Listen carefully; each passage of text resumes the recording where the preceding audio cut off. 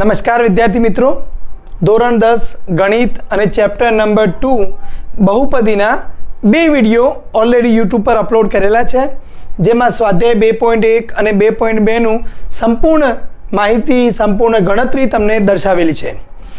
હવે અહીંયા જે મેઇન ઇમ્પોર્ટન્ટ છે ખાલી જગ્યાઓ અને MCQ ચેપ્ટર 2 બહુપદી માટે આપણે અહીંયા ગણવા જઈ રહ્યા છીએ. બહુ મજા આવવાની છે.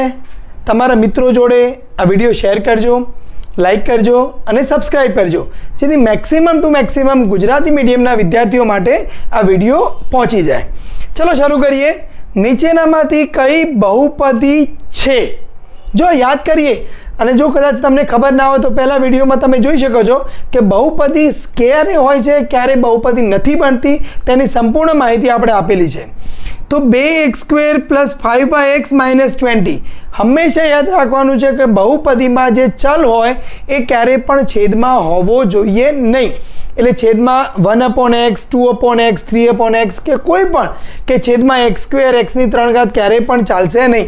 એટલે એનો મતલબ એ જવાબ આપણો નથી. ચલો બી જોઈ લઈએ. x ની 3 ઘાત છે, 2 ઘાત છે, અહીંયા વર્ગમૂળમાં x છે, એ પણ આપણે ચલાવી લેતા નથી, એટલે બી પણ આપણો જવાબ નથી. સી જોઈએ. વર્ગમૂળમાં 3x ની 3 ઘાત, વર્ગમૂળમાં 2x², x અને 1 કદાચ આ લાગે છે, છતાંય એક ચોથો ઓપ્શન જોઈ લઈએ. x ની 0.3 એલાઉ કરતા નથી. હવે અહીંયા જો તમને એવું થાય વર્ગમૂળમાં 2 વર્ગમૂળમાં 3, તો અહીંયા સહગુણકો તરીકે એમનો વાંધો નથી, ઘાતમાં ના હોવા જોઈએ. એટલે એનો મતલબ આપણો જવાબ શું આવશે? અહીંયા સી આપણો જવાબ થઈ જશે. બીજા નંબરનો એક્ઝામ્પલ જોઈએ. ત્રિઘાત બહુપદી ના મહત્તમ શૂન્યો ખાલી જગ્યા હોય. જો સુરેખ બહુપદી પાસે 1 શૂન્ય હોય, દ્વિઘાત બહુપદીની વાસ્તવિક સંખ્યાની વાત કરીએ તો મહત્તમ 2 શૂન્ય હોય, ત્રિઘાત બહુપદીના 3 શૂન્ય હોય, n ઘાતની બહુપદીના મહત્તમ n વાસ્તવિક શૂન્યો હોય. તો અહીંયા ત્રિઘાત બહુપદીના મહત્તમ શૂન્યો આપણી પાસે શું થશે? 3 થશે. કેમ? કારણ કે અહીંયા આપણે વાસ્તવિક સંખ્યામાં વાત કરી રહ્યા છીએ.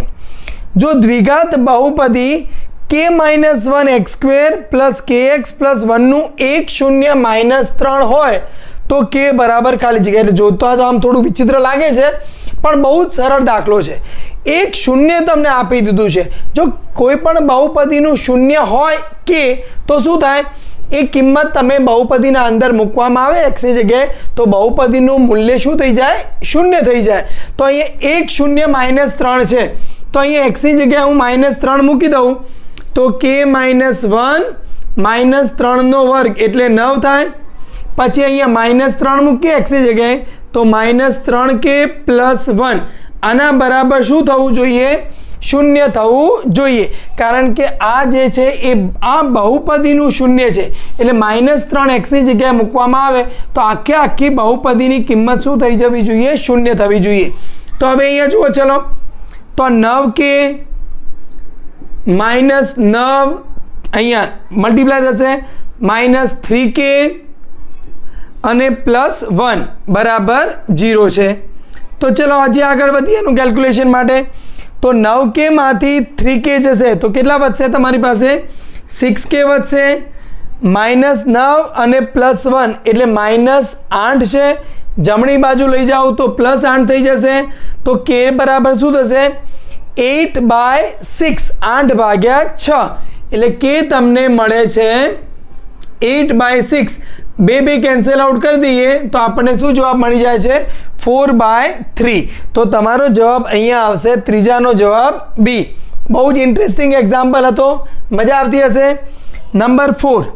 જો દ્વિઘાત બહુપદી kx² + 10x + k નું 1 0, ફરીથી એના જેવો જ છે, 1 0 આપ્યું છે -3, તો અહીંયા x ની જગ્યાએ આપણે -3 મૂકી જોઈએ તો k -3² એટલે 9. આ ખાસ ધ્યાન રાખવાનું કે અહીંયા જો -9 કરી દીધા તો કંઈક નવો જ તમને k મળશે.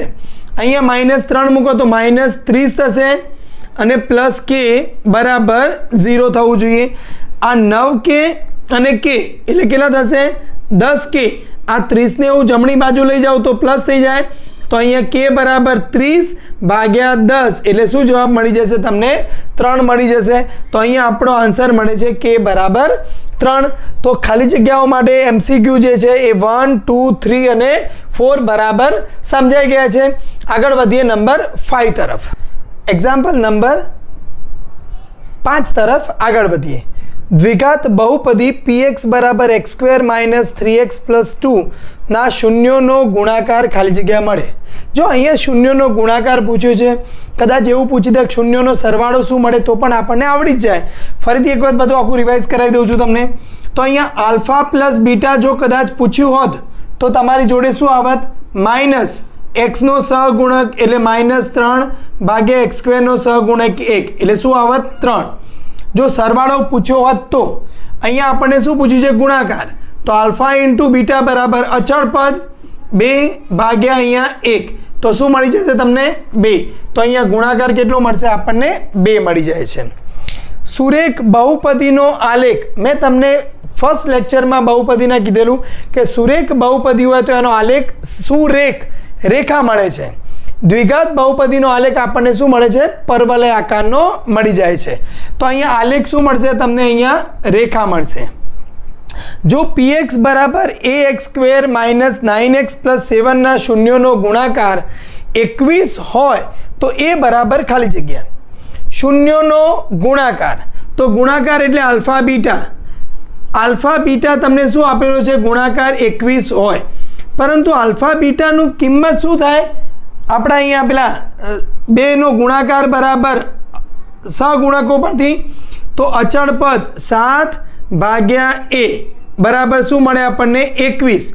તો અહીંયા એને હું અહીંયા લઈ જાઉં છું તો 7/21 નીચે આવશે અને અહીંયા શું મળશે આપણને?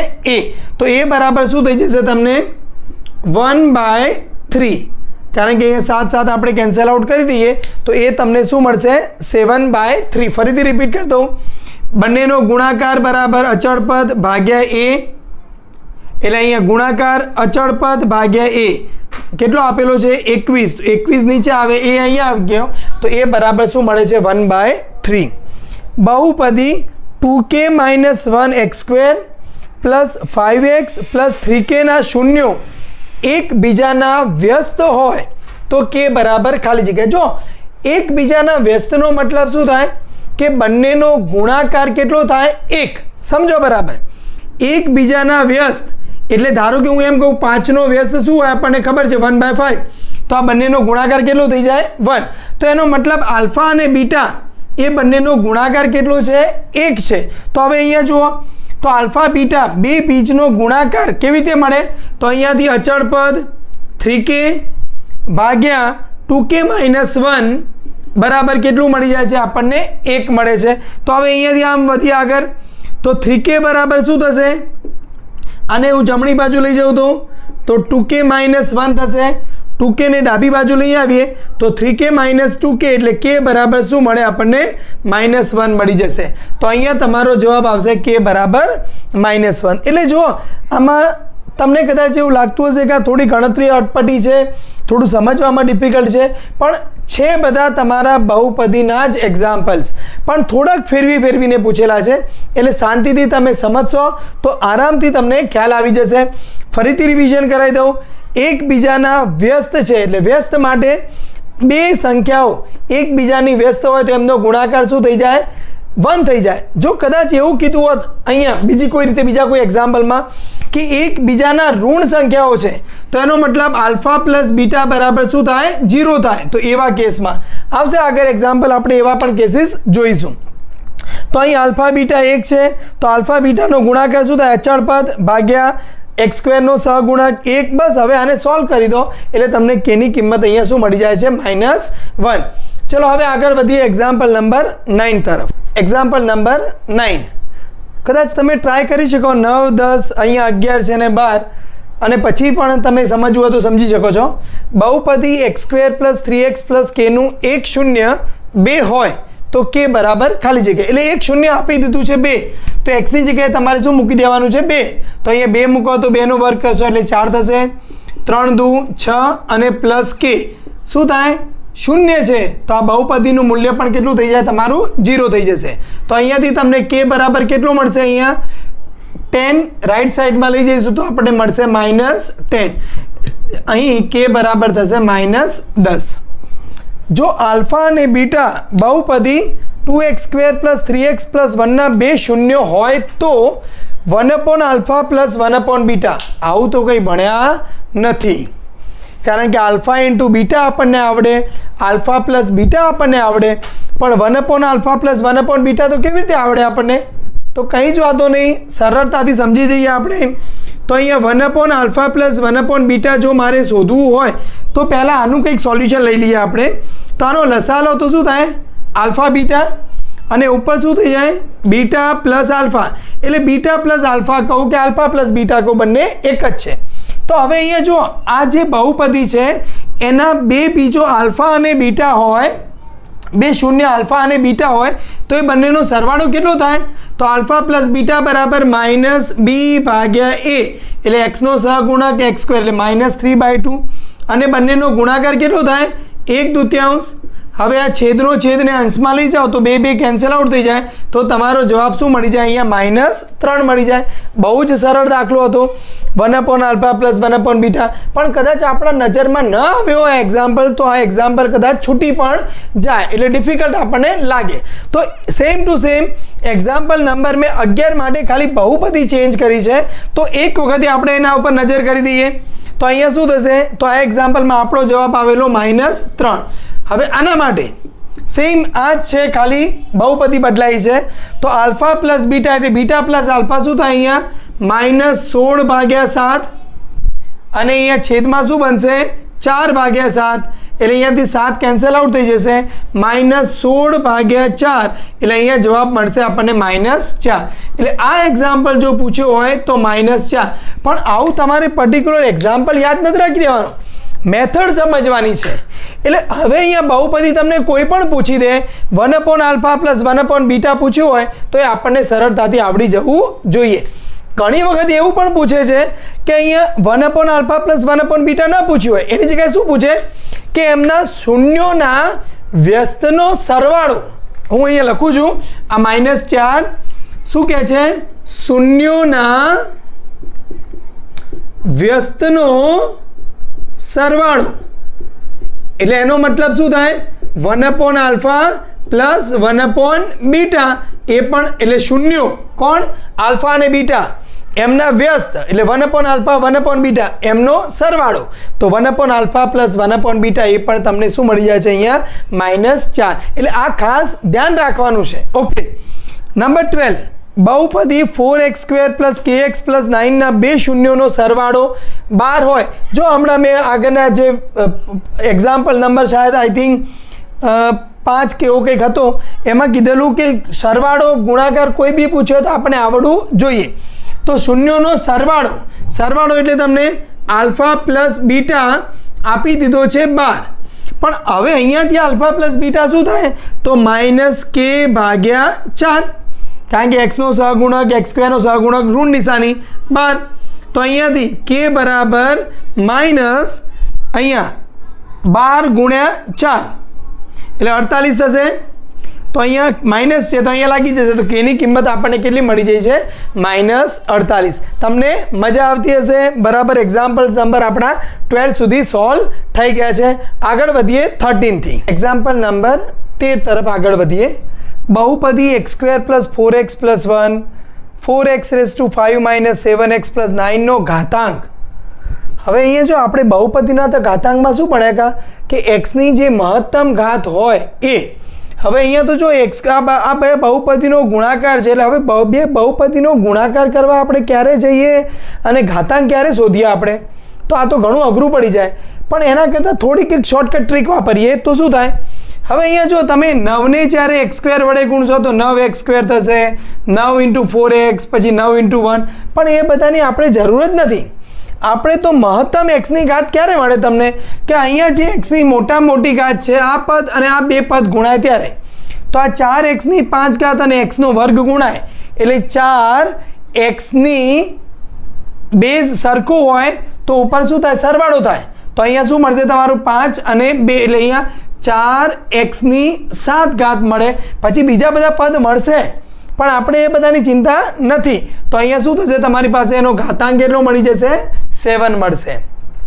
સેમ રીતે અહીંયા ચલો ફટાફટ લખી દો કોમેન્ટમાં કેટલો જવાબ આવશે, 3x2 5x3 એટલે અહીંયા પણ તમને કેટલું મળી જશે, આ 3 છે, આ 2 છે, ગુણાકાર કરવામાં આવશે તો તમારી પાસે અહીંયા થશે 5.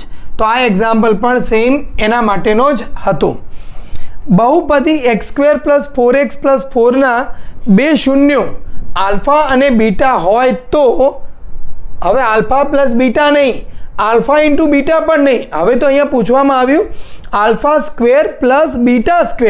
તો હવે એ તો કેવી રીતે મળે, એક રીત એક છે કે તમે આ બે બહુપદીના બે શૂન્ય શોધી કાઢો અને પછી એમનો ઇન્ડિવિજ્યુઅલી સ્ક્વેર કરો તો તમારો જવાબ આવી જાય. પણ હવે આ તો બરાબર છે, કદાચ એવી કોઈ મોટી બહુપદી આપ્યા હોય અહીંયા કે ગુણાકાર મુશ્કેલ હોય તો શું કરવાનું, તો અહીંયા જો તમારી પાસે આલ્ફા પ્લસ બીટાનો હોલ સ્ક્વેર કરીએ -2α બીટા કરો, તમે વિચારો તો આનું સાદું રૂપ આપો તો શું થાય, α² + β² + 2α બીટા, અને 2α બીટા કેન્સલ આઉટ થઈ ગયા એટલે શું વધ્યું તમારી પાસે, α² + β² વધ્યું. તો બસ હવે આની કિંમત મૂકી દો, તો α + બીટા એટલે અહીંયા -4/1, તો અહીંયા -4² થશે, 2α બીટા એટલે અચળ પદ ભાગ્યા 1 એટલે 4, તો અહીંયા શું મળશે, એનો સ્ક્વેર કરશો એટલે 16 અને -8, તો તમારો જવાબ શું આવશે, અહીંયા 8 આવી જશે. તો α² + β² કરવામાં આવે તો એ મળશે આપણને 8. સેમ આ જ દાખલો આ બહુપદી માટે વિચારો, આ પોલિનોમિયલ માટે વિચારો, તો અહીંયા આલ્ફા પ્લસ બીટાનો સ્ક્વેર -2α બીટા, તો આલ્ફા પ્લસ બીટાનો સ્ક્વેર શું થશે, અહીંયા -5 એટલે 5² -2α બીટા એટલે 6, એટલે અહીંયા થશે 25 -12, તો તમારો જવાબ આવી જશે અહીંયા 13. તો α² + β² આપણને અહીંયા મળશે 13. તો એક્ઝામ્પલ નંબર 15, 16 સેમ ટાઈપના હતા, સમજાઈ ગયા છે. આ થોડા રૂટીનથી થોડા અલગ એક્ઝામ્પલ્સ હતા. 13, 14 પણ તમને સમજાય છે, એ પણ રૂટીનથી થોડા અલગ એક્ઝામ્પલ છે. ક્લિયર થઈ ગયું?